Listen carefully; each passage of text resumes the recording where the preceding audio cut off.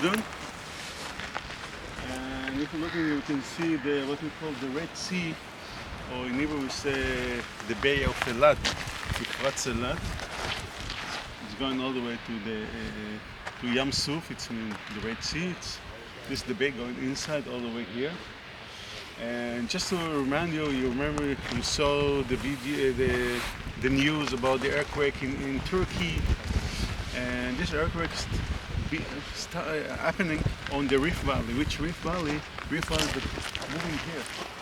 Yeah. Okay, going here below this, what you call below the Red Sea here, all the way to the Jordan Valley, all the way up to the top to Syria, all the way to Turkey. This was called the Syrian Arabian Rift Valley. Started in Victoria Lake in Africa, all the way to Turkey, the Mount Ararat in Turkey. It's moving even today. Even today, it's moving 1 inch to the north and to the south, and deep again.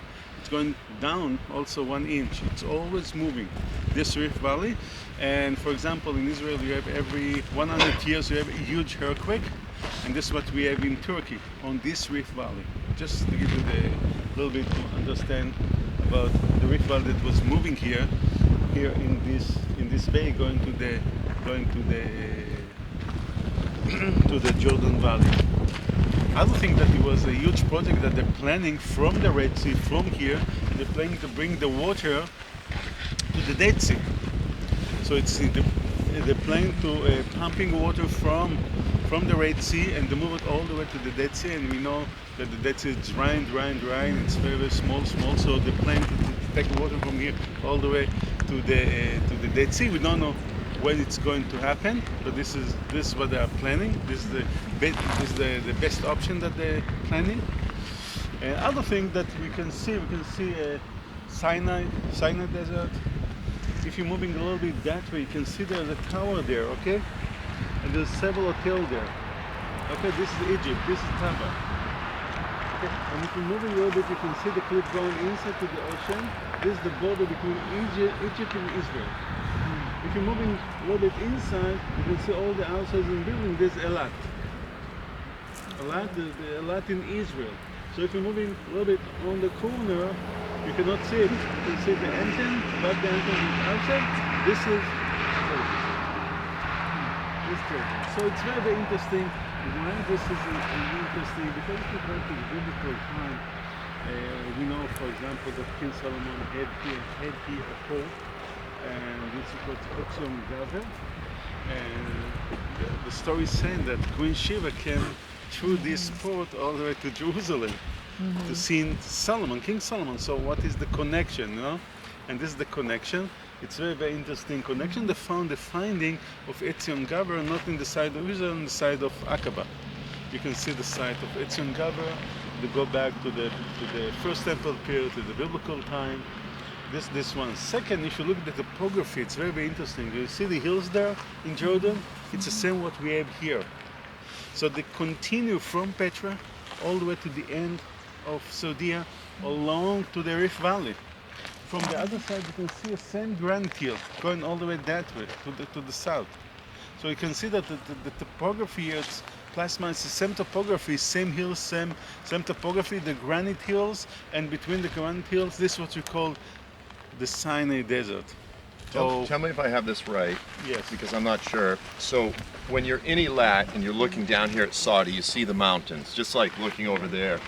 But the term Etzion Geber, I was told it means the backbone of the giant. Does that translate? Maybe? Maybe. Sounds cool. Sounds cool. Yeah. but this is very, very interesting because the same understanding, topographical understanding we have from the both sides of the Red Sea here, and this is just fantastic. But to see a lot of time, you know, we're in Eilat and you look into Saudi and say, oh, Saudi is there. Okay, and then you see, oh, this Jordan, this Egypt, this Israel, and where I am, you know. And now you are here and looking from here to see the view of this land, and it's just fantastic to see that all connected, all one. So if you go, for example, to the biblical time, if the people of Israel, for example, were crossing the Jordan not crossing the Red Sea close to Neeba, to, let's say, what we call part of the Sinai Desert, because Sinai Desert, it's not just located in Saudi, it's moved further all over. Some saying that the people of Israel, because it was moving, going all the way inside to the land of Israel, then they're moving. There was all the way close to the Arad wilderness, and they're trying to go inside to the land. You know, the 12 spies going inside to the land of Israel, back, and they're trying. So what they cannot go inside to the hills of Judah, so they back and they turned around. So which way they turned? So they're saying there was more closer to Elat Bay, and then they turn this way, they go to the east. So if they go to the east from here, they're more connected with the people that was here. Who was the people? We have the Midianite, then the Edomite, then the Moabite, then the Ammon, and then the Gilead, and then the Golanites. So this is the topography, this is the connection.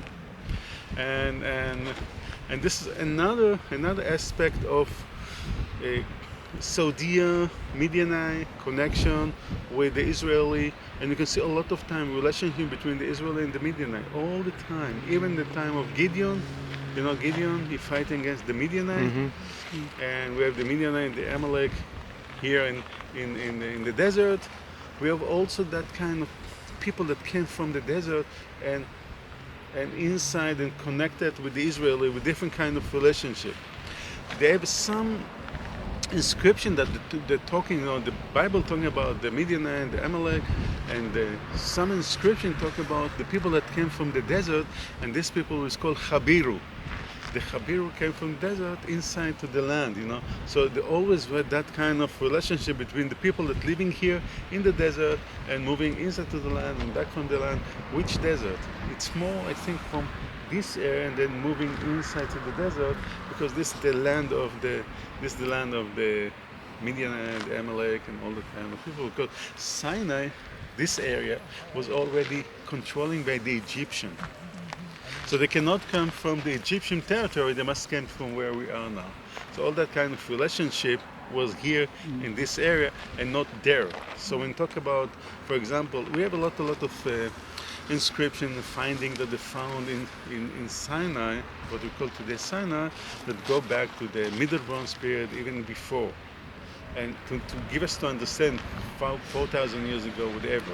So when we talk about the time of Moses, when the Midianite was camping, okay, because this territory, we talk about the Late Bronze period for 3,300 years, 3,400 years, this territory always controlled by the Egyptians. So I don't think that Moses was staying in the Egyptian territory because he already ran from the Egyptian. So where he ran from the Egyptian? To the Edomite, to the north? No, to the Midianite, where we are. And this is also another aspect that we need to think about, where we are and how, what Moses did, and which founding we can have around us, you know, how we can understand the finding that we found around us, okay? In Sinai and here, what is the difference? And this is Egyptian, this is not Egyptian. Why the Egyptian didn't control this area? Because they don't need it. Because what they want to connect it to Mesopotamia, connect it to the north. So the land of Israel, for them, it's more important. It's like a bridge than this land, because this land, what you can find here. Okay, so they have a little bit problematic area here. They don't need it. For example, if you go straight from the Jordan Valley, you have Timnah, and you have the other side of the Jordan. You have another side, the mines, the copper mine that they have there. So this is something that they also want to use. The part of what the Egyptian want. You know? So because of the more control in this land, and this one always was separate. And it's very important to look at the connection.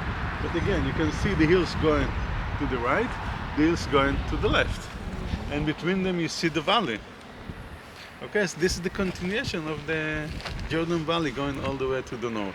So just beautiful view of that, you know. Question, ladies and gentlemen. So a couple things I'll add real quick. I'm sorry.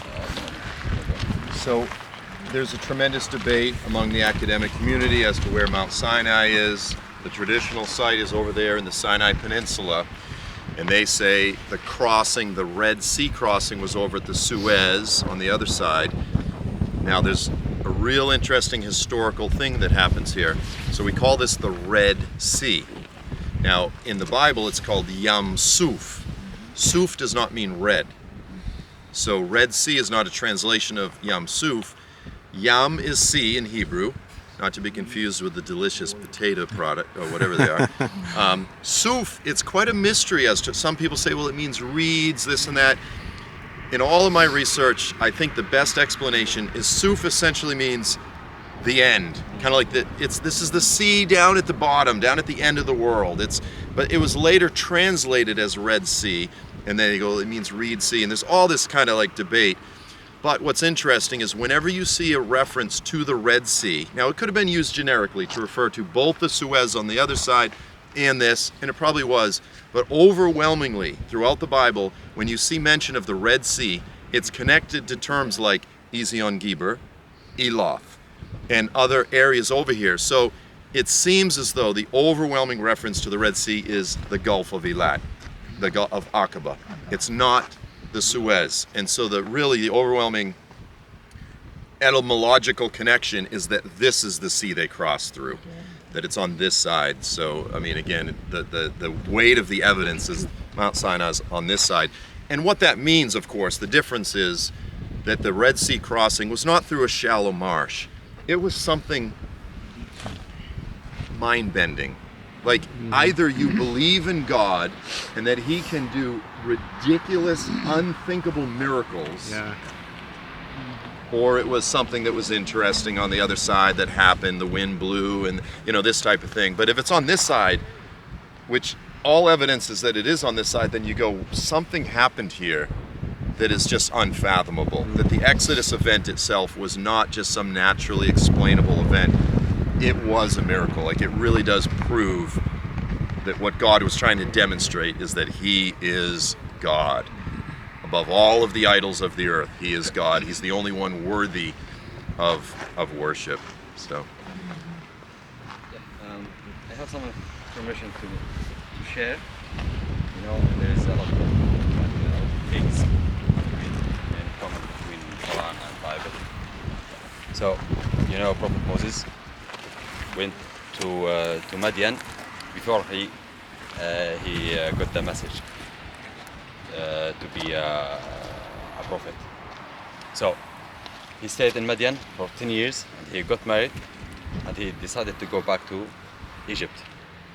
The way to walk or to buy camels or horses or anything, they used to come through this area from Aqaba and go down, go to the south a little bit with that side. Then there is a valley between these mountains to go to Egypt. Yeah, so when he came here, it was, when he was in that side, it was like before sunset. This is story from Quran. So it was before sunset. So he saw the fire and he decided to camp there and to go to get to get some fire to make the fire, a bonfire for his family. So the fire was made. When he walked there, he didn't see the fire. He didn't find it. Just heard the voice, and the voice was the God. He was telling him, "You are in the holy valley of Al-Tur. So remove your shoes." And he started talking to him and giving him the message and sending him to Pharaoh until he believed. At the end, he asked the God to see him. "I want to see you." He said, you will not be able to stand if you see me. Look to the other side, to the mountain the other side. If the mountain could stand, you will be able to see me. But if the mountain couldn't, you will not be able. So he was in that side. He looked to the other side. What is the other side? This side. So he looked to the mountain crumbled, became a dune. The big mountain became a dune.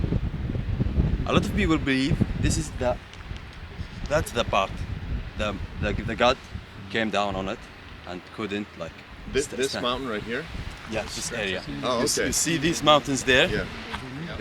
It's the beginning of the Sarawat Mountains. Okay. all the same from here until Yemen, about Okay. 2,000 kilometers. I've heard the story, but I didn't know where it was. But this part, you see, it's not the same thing. Awesome. Yeah, if you go south of Haql, you will have the same mountains down there. But this area in Haql and all these mountains, it's part of Sarawak Mountains. So it's weird to have it dunes mountains, sands mountains in the middle of this chain. So the mountain couldn't stand for it.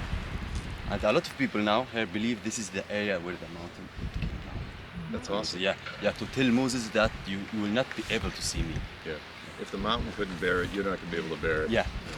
And we have it in the Bible, right? The hills melt like wax at the presence of the Lord. Like that's an awesome. Yeah, so this part could be a holy part. Sure. So from the Quran's perspective, the Valley of Tur, is that from? Is this entire coastal? Like what Yeah, exactly? all these mountains from there, from Aqaba to Sharm el-Sheikh, are Tur mountains. Oh, on that side, but Yeah. not on this side. No, not in this side. Ah, Yeah, okay. Okay. The Valley of Tur. The Valley of Tur, yeah, that, in that area. Awesome.